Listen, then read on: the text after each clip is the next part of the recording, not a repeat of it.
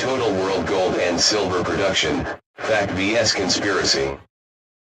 Unfortunately for precious metals investors, there continues to be a great deal of misinformation about how much gold there is in the world. The biggest culprit that confuses precious metals investors is what I call lousy conspiracies.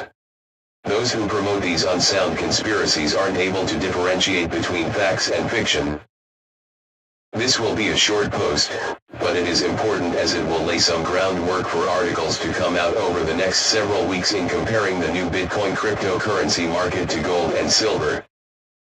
While conspiracies do indeed take place, they are based upon sound reasoning and evidence that either proves a conspiracy has occurred, or proves the official story is bogus.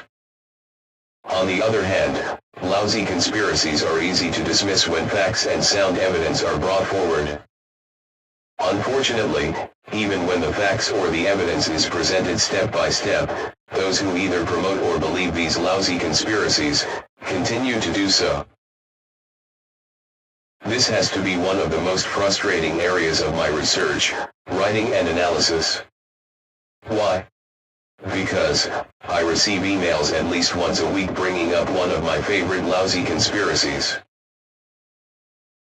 One of the more insane conspiracies in the precious metals community is the notion that the world has 1 to 2 million tons of gold hidden in secret vaults.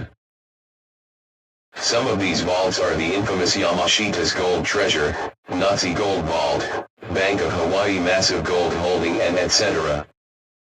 You see, conspiracies, especially lousy conspiracies, are a great way to make a buck selling a newsletter or book.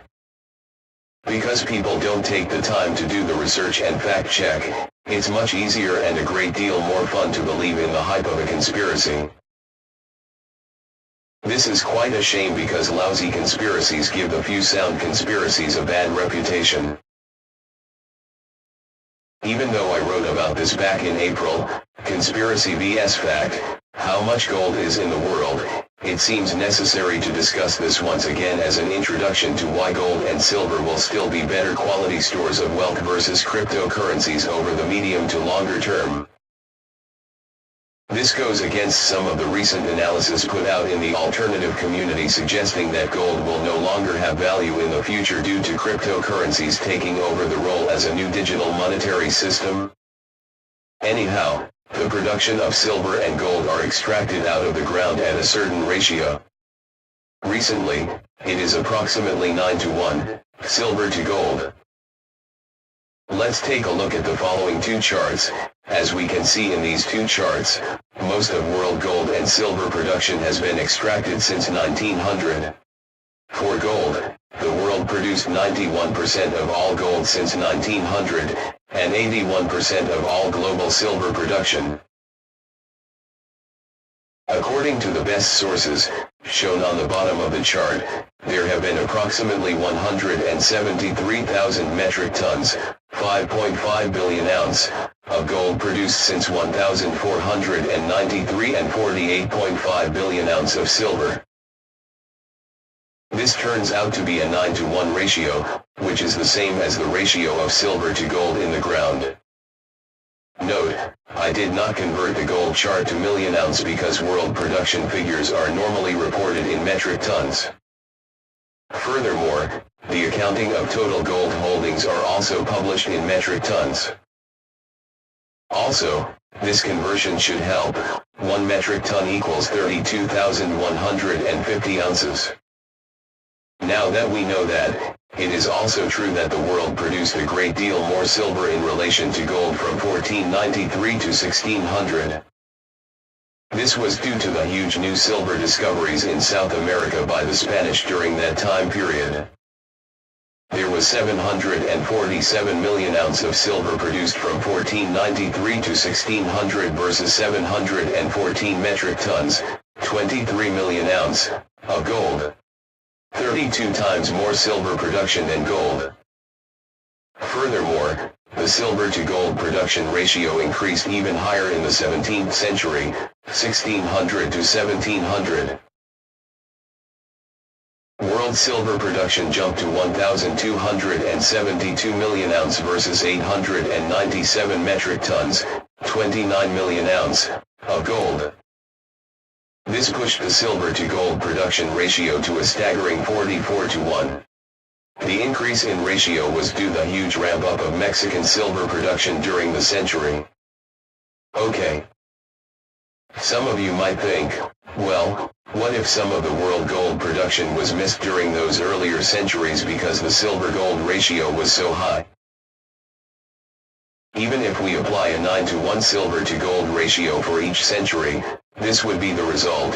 Adjusting world gold production to 9-to-1 silver to gold ratio each century, 1493 to 1600 equals 83 million ounce gold, 1600 to 1700 equals 141 million ounce gold, 1700 to 1800 equals 209 million ounce gold, 1800 to 1900 equals 566 million ounce gold, 1900 to 2016 equals 5077 million ounce gold, grand total equals 6,076 million ounce gold, 189,000 metric tons.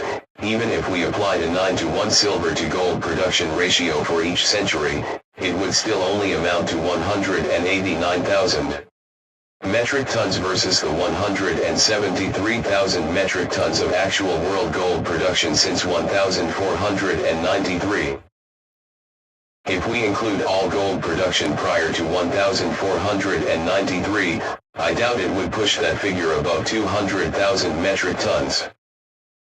So, we can plainly see, it was physically impossible for the world to produce more than 200,000 metric ton, 6.4 billion ounce, of gold in the history of mankind. Thus, the notion that the world holds 1 to 2 million tons of gold in the world, is completely ludicrous. For the life of me, I am completely puzzled as to why people can't comprehend the obvious when it comes to the true amount of gold in the world.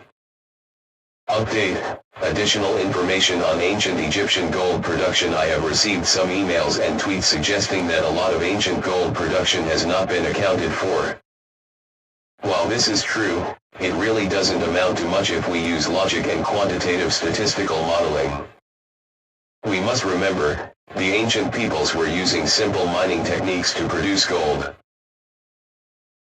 While ancient Egyptians did produce a lot of gold, estimates show that it really didn't amount to much compared to modern times. Here is an excerpt from a study on ancient Egyptian gold mining. Archaeological and historical sources suggest that Egyptian metal workers as early as 4000 BC had developed remarkably sophisticated goldsmithing skills. In the millennia prior to the beginning of the Christian era, Egypt was in all likelihood both the largest consumer and producer of gold in the Eastern Hemisphere. During this period, estimates show that Egypt consumed 4/5 of the gold production of the ancient world. By 1500 BC, Egypt's production of gold reached an estimated 1.4 million pounds. Estimates of ancient Egyptian gold production up until 1500 BC were 1.4 million pounds, or 635 metric tons. This was 635 metric tons over a 2,500-year period. According to the 2017 GFMS Gold Survey, the world produced 3,222 metric tons of gold in 2016. Thus, the world produced 5 times more gold last year than the total the ancient Egyptians mined for approximately 2,500 years. And as the excerpt above stated, Egypt was the largest producer and consumer of gold in the ancient world.